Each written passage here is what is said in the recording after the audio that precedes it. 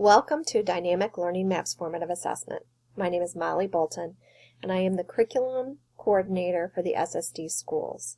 And today I'm going to be talking about how to use dynamic learning maps as a formative assessment.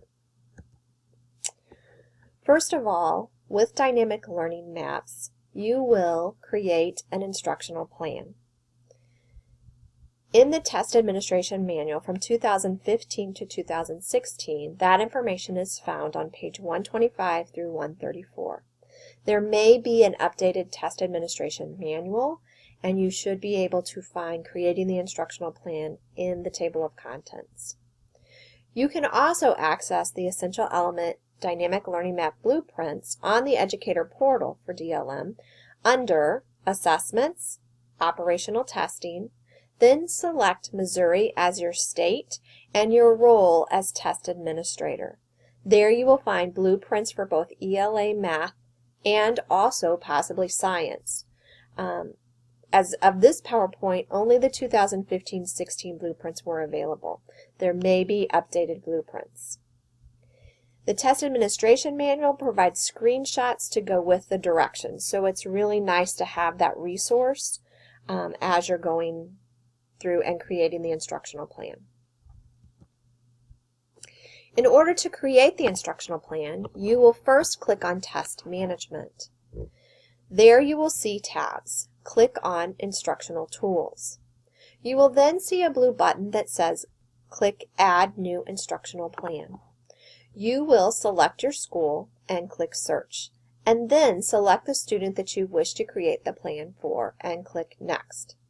You will then select the subject, claim, or conceptual area as well as the essential element. Once these have been selected, you can click Next.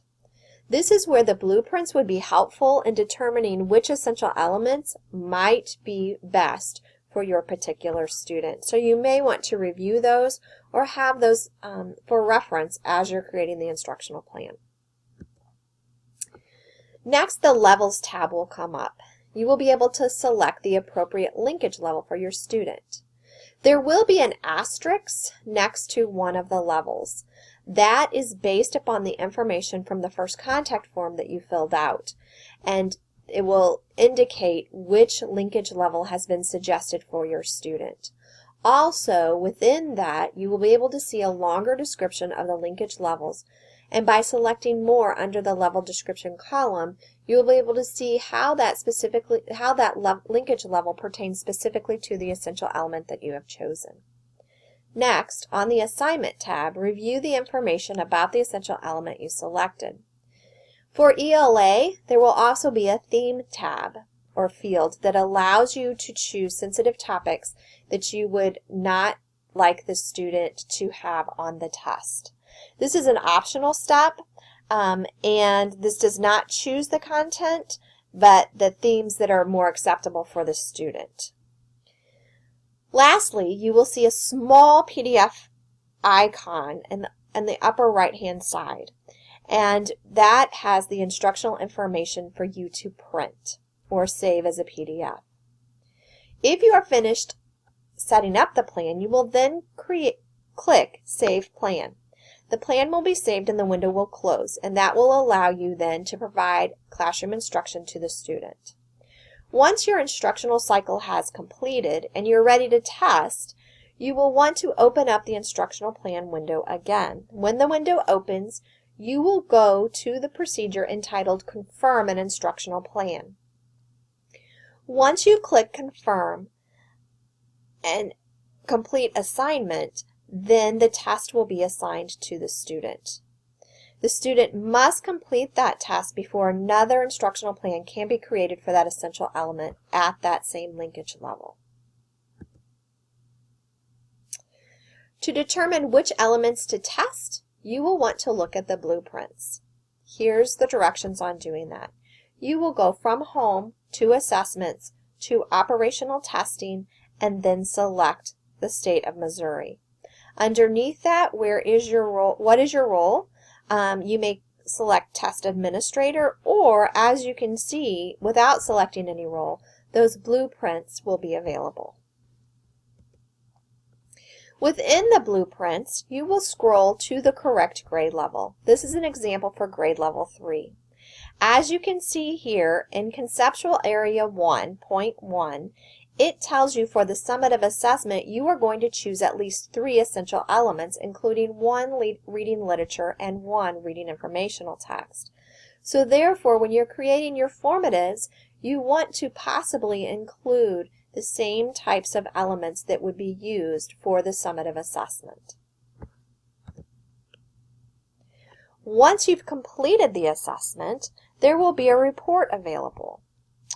Back at the main page, you will have a blue tab that says Reports. Once you click on that tab, you will see a green tab that says Alternative Assessments, and Instructionally Embedded, Student Progress, and Class Roster.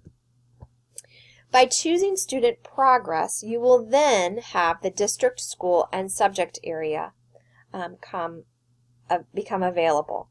You will have to choose the subject area, which will be ELA or math and possibly science this year if they have those available. You would then have a drop down to select the student and then view report. What will come up is a report very similar to this. And in that report, what you're going to see is color coding that says when the student attempted the assessment and whether the student mastered that assessment or not at that particular level. This can be helpful to determine if a student may need to go down to a lower level or up to a higher level, or if they're at a level that is just right and may need to maintain at that level. You may also look at class roster reports by selecting class roster. What you will see there is, again, your district, school, and subject, and then under roster, you are able to select multiple students, so you can look at your whole class. This is an example of that. The student's name has been blocked out to protect privacy, but as you can see here, it shows the essential element that was assessed, what level they were tested at, and when they were assessed.